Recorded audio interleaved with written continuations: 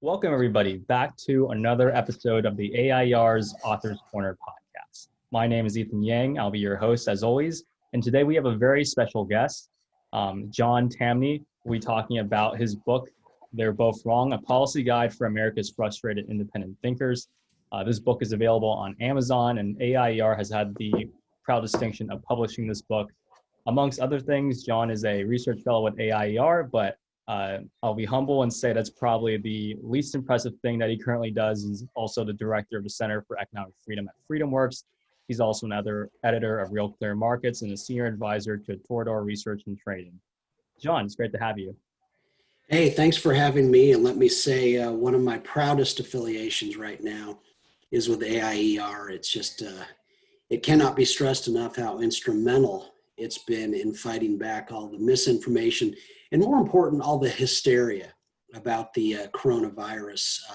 I hate to think where we'd be in terms of the debate without AIER. And so I'm very proud to be a part of it.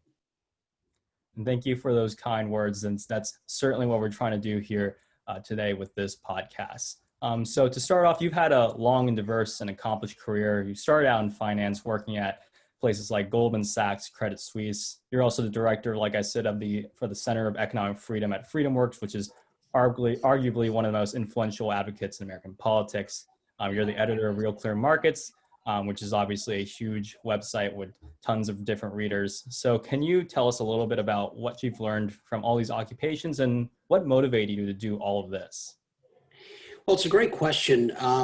What I would first say is that I learned a great deal from Goldman Sachs. I learned what it was like to work at an excellent organization. I learned how important culture is to the success of an organization. Everything at Goldman is about people up high getting to know people down low and basically transferring the importance of culture to them, a way of doing things. And you learn that at GS in addition to the you learn about equities, how things are financed, why they're financed, why they turn certain things down. So it was a great thing. I'll be up front. It ultimately didn't work out. I didn't, when stocks crashed in 2001, there were mass layoffs. And let me be clear, this wasn't a bad thing. While I was at Goldman, I quickly realized that great as a place as it was, my interests were elsewhere. I was much more interested in economics and economics writing. And I witnessed this watching people who were much more passionate about what they were doing than I was. And so it was a great lesson. It would hurt to be let go, but it was also a great lesson in life that if you're not loving what you're doing, if you can't get enough of it, work's not going to be fun. And so I had to figure out the hard way that what I really wanted to do was to write about economics, but I wouldn't trade what I learned at Goldman for anything. It was a very good experience. And what I saw there, what I learned about equity, finance, and things like that informs me to this day. And so right to your book, it's titled They're Both Wrong, a policy guide for America's frustrated thinkers. So I guess the first question that comes for me is, who do you mean when you say there? And then why did you feel the need to write such a book? Oh, it's a great question. What do I mean by there? It's so hard to say nowadays, but I'm broadly saying that conservatives and liberals are both wrong. And when I say that, Jeffrey Tucker hates the use of word liberal to describe left wing. So I'm saying American-style liberals and American-style conservatives are both wrong. Some of their most deeply held views, when you shine a bright light on them, just don't stand up to serious scrutiny. And so I was looking to say, in a broad sense, they're both wrong. And because they are, stop being so trusting in Republicans or Democrats. And very importantly, stop being so trusting in policy. The mistake is that both sides, what they're most wrong about is they want to make policy. And invariably from policy, that's where errors come in that hurt us.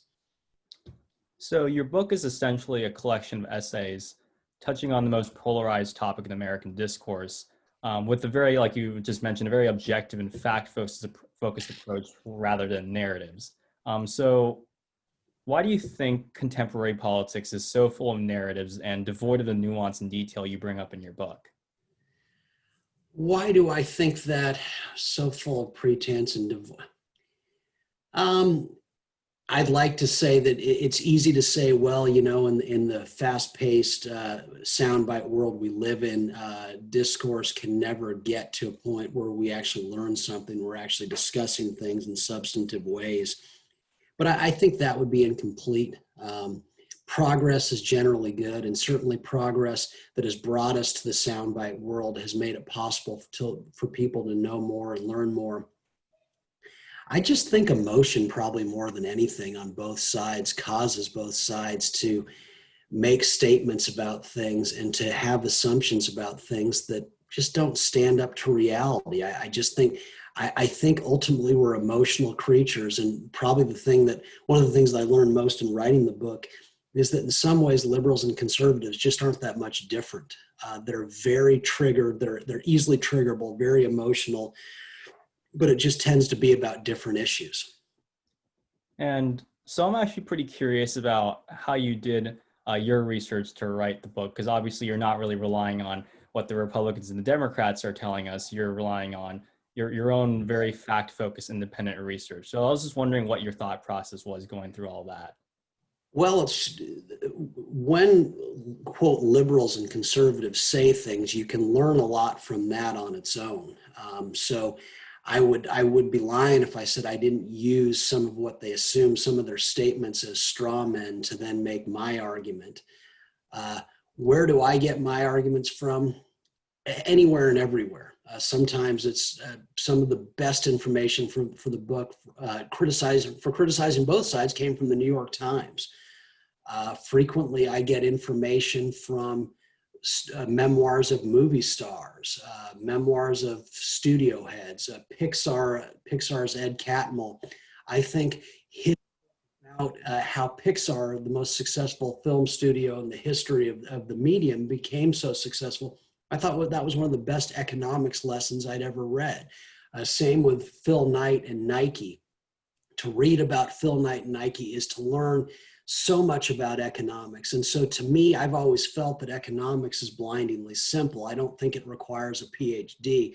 And I think it's best explained by the world around us. If you're interested in the world around us, I've always said I could teach a college class in economics if my only source material was Sports Illustrated, and I could teach it much more effectively with that. Look at the world and the world will teach you. And so that's mostly where I get my stuff from, is just from interesting articles and books. So I'm just going to get into a couple of topics in your book so our listeners can get a little flavor of what they should expect. So for one, you go after liberals essentially for fear-mongering about big corporations. What did you really mean by that? Oh, I think it's fairly well known or fairly easy to say that liberals frequently hang on this emotional view that corporations are out to get us, that they're out to exploit their workers. And so with that, I used a Sports Illustrated example. I begin the chapter about corporate exploitation talking about how Frank DeFord, the legendary Sports Illustrated writer, his beat in the 1970s, one of his main beats was the National Basketball Association. Now, to me, what's fascinating about this is that he was following these teams and writing about them. Yet when they got on the planes after games, DeFord was in first class and these tall 6'5", 6'10", 7-foot players were in coach. They all wanted to hang around with DeFord on the road because he had basically an unlimited expense account. He had to fly first class, as did anyone at SI, and he had money galore to buy meals, buy drinks. How things have changed. And so nowadays, Sports Illustrated is, in my mind, a dying magazine, and it makes me sad. I think it's the best magazine in the world. NBA players no longer have time for a Sports Illustrated writer who, if there's money for that writer to be traveling with the team, is probably going to be in coach, while NBA players are flying on chartered jets and they're just swimming in money. And so the obvious lesson from that is that when a corporation's doing well, when an industry sector is doing well, people get to, the employees in that sector live exceedingly well. When an industry is doing poorly, the employees in that industry are doing poorly. And so from there, I used it as a jumping off point to point out that in Silicon Valley, the businesses there go out of their way to placate their employees. There's a constant war in Silicon Valley going on just to find chefs, because they are so desperate to keep their employees happy that they literally have bidding wars for chefs so that they can have the best food, the best setup, the best perks for their employees. And so again, it's a broad lesson that if you love employees, you must love corporate profits. When corporations are thriving, so are their employees. When corporations are shrinking, when they're doing very poorly, their employees suffer too. So Democrats say corporations exploit us. No, corporations, when they're thriving, go out of their way to meet our needs, to make sure their employees are happy. And then a quick follow-up to that. You also go after liberals for a term you dub, or I believe it's actually a pretty commonly used term, quarterly capitalism, which is kind of like the opposite of what you described. It's more of like you first go after them for saying there's a tyranny of the corporations, but they're also talking about what seems to be a tyranny of investors. So can you talk a little bit about quarterly capitalism and what they typically get wrong about it? Yeah, no, it's a good question.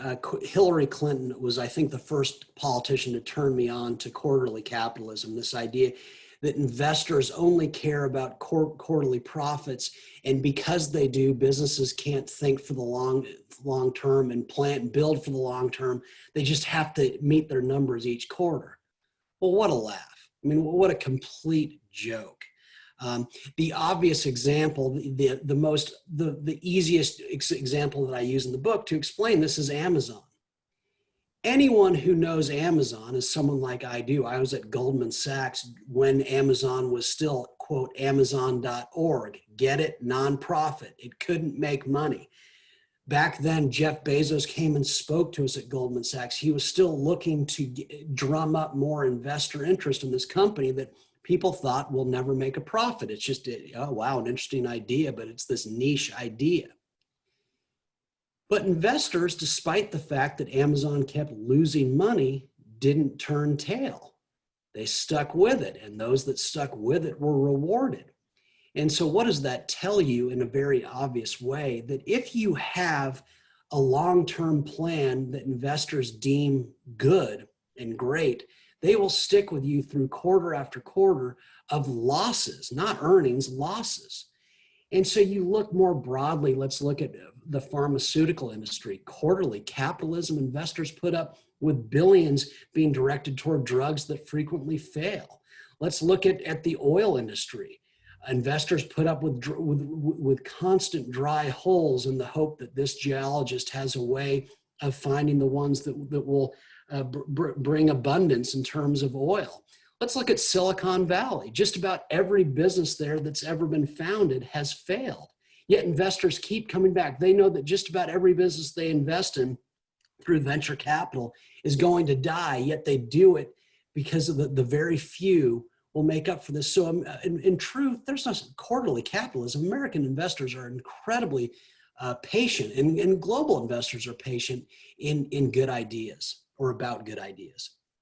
Now let's move on and talk a little bit about some criticism you have for conservatives. So obviously, immigration is a very hot topic right now. And you say conservatives have been doing a lot of fear-mongering on this topic. What do you think they're missing about immigration? What are they missing about immigration? They're missing that it's basic economics. The only way to get immigrants to stop coming to the United States, and I think that would be a tragedy if they were to stop coming to the US, it would signal our decline as a nation, is for the economy to shrink so much that there's no interest in coming to the US anymore to better your economic situation. We are a magnet for the world's strivers precisely because we're the richest, most dynamic economically country on earth. And so this idea of closing borders, there's no way you will keep out the world's strivers so long as you're a thriving country. And that's where I begin the chapter of that book. I begin it in North Korea. North Korea can't even keep at 30,000 plus have escaped North Korea over the last decade or two. And that's a police state.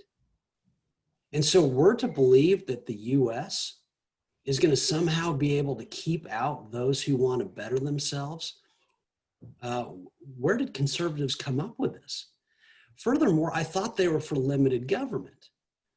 Well, what's the border with Mexico? It's about 2,000 miles. No, it's about 1,700 miles. How big would government have to grow? How many men would we have to arm? How many billions, realistically trillions of dollars would we have to spend to not secure our borders? How much would government have to grow to keep the very people out who've historically made the US the greatest country on earth? We're not a race in the US, we're an ideal. We're an ideal of people who wanted something better. And so they've come here. And so the one other thing I'd say about this is that it's kind of fascinating. So conservatives want to keep these people who want to better themselves out. They think that it's wrecking our culture, even though I would say it renews our culture. But when did the least amount of Mexicans flow into the US? When did more Mexicans go back to Mexico than came in? Well, 2009 to 2014. Oh, what were those years? Those were the Obama years, or at least 5 of them. And Republicans always made the point during the Obama years. I think they always said, oh, this is the worst economy since the Great Depression. Oh, the Democrats, they are so inept, they're so awful. And so fascinating to me is that if conservatives want to keep out immigrants, the best way to do it is to adopt the policies that Barack Obama had. And so that's the bedfellows, that's essentially who they've unwittingly gotten in bed with.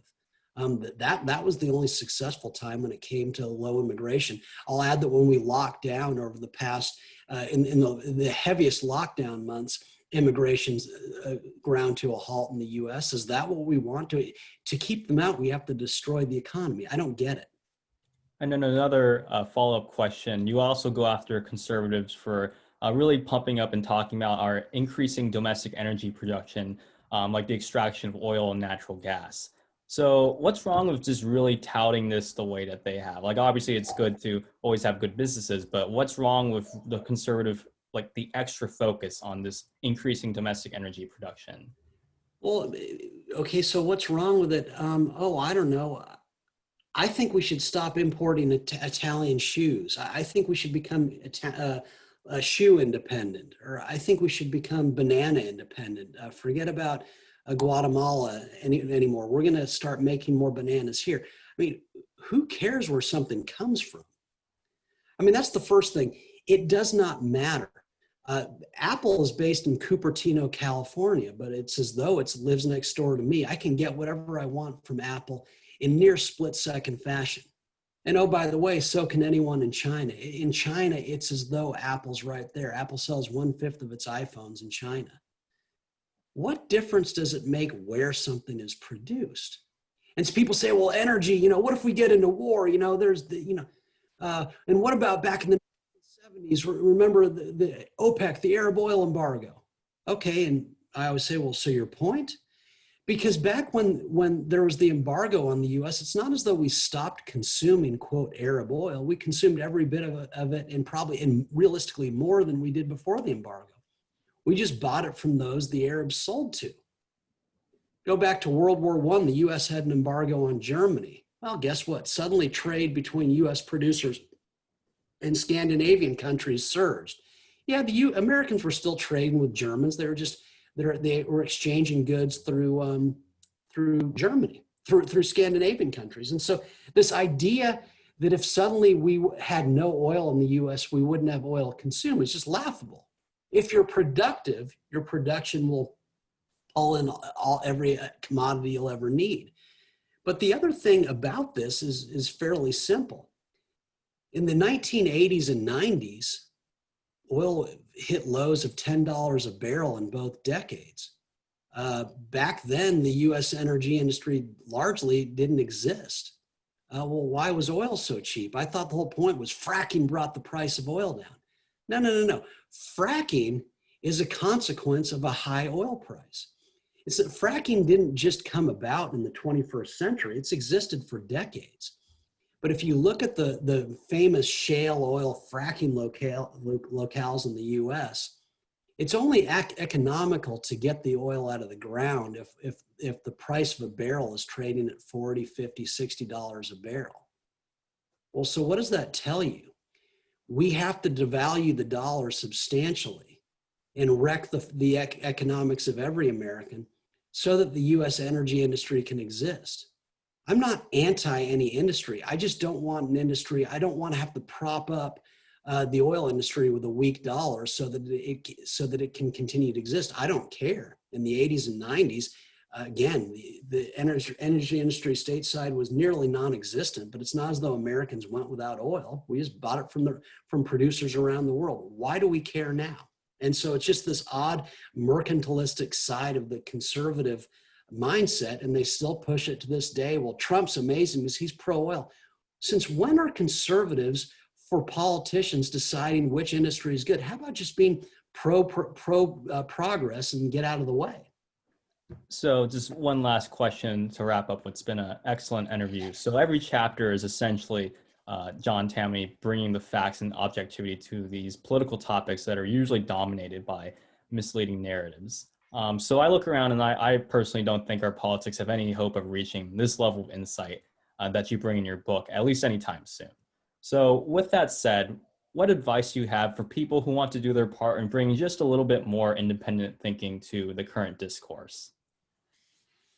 I get your point. I think it's hard to imagine that we're ever going to have the kind of deep discussion that we have when we're up at AIER and just the very thoughtful approach to policy that we see from places like AIER and its publications.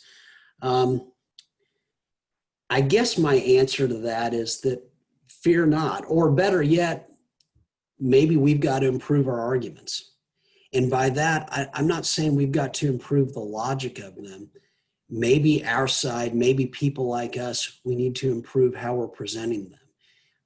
As I see it, any economic argument can be explained very easily through just about any article you read in Sports Illustrated. Again, I could explain money, taxes, trade, regulation, just about anything just by reading Sports Illustrated articles.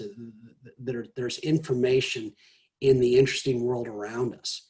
And so if we want to be part of the discussion, let's not complain that, oh, well, they don't think as deeply as we do.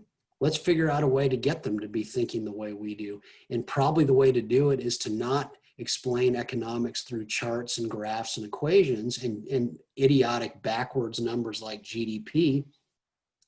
Let's start explaining it in ways that people can grasp and people can understand. The one time I met Walter Williams in person, he said about his UCLA economics professor had told him something along the lines, this is a paraphrase, but look, if you can't explain your argument to the typical man on the street, then you don't really understand it. Furthermore, you're not serving any real purpose. And so I always say, let's stop blaming others and let's look inward and and what are we doing wrong that we're not convincing more people. John, thank you so much for an extremely insightful conversation. It's definitely a very refreshing one, given the current discourse today with everything in the news, all the various topics that are being discussed. It's great to sit down and have such a deep and independently focused conversation. If you, the listener, want to learn more about John's thoughts and really see an independent take on U.S. politics, pick up a copy today. They're Both Wrong, a policy guide for America's frustrated independent thinkers. It's available on Amazon as well as Kindle, I believe. And if you look at the back, there's some pretty glowing endorsements from two types of Steves. There's Steve Forbes as well as Steve Bannon, which is a very impressive list of endorsements. So I guess pick your favorite Steve if one of them speaks to you more. But with that said, John, thank you again so much for a great interview. Ethan, thank you so much for having me on. Thank you for the great work that's done at American Institute for Economic Research. again, I love being a part of it and hope to continue my work for it for a long time to come.